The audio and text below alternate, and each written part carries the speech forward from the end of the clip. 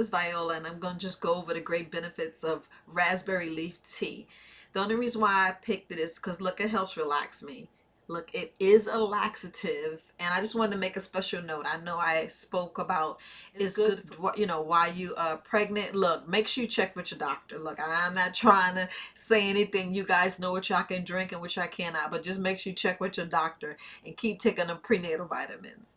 But I did want to say it in researchers show, I'm just looking at the studies, it's saying it's good to ease childbirth pain. Look, I wish they would have told me that. I probably drank some myself because that pain is no joke. But look, just gonna go over a few benefits of raspberry leaf tea. It does reduce inflammation. Yeah, I know people who suffer from arthritis and gout. Study shows that raspberry tea reduces inflammation. So make sure y'all drinking up, because gout is no joke. That pain, arthritis is no joke.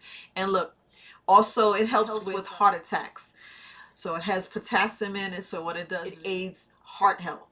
And for those who suffer from acne, it does reduces acne. Look, so it's good for skin health. And I already said that the best reason why I'm drinking it is because it does boost your immune system, because it helps your white blood cells.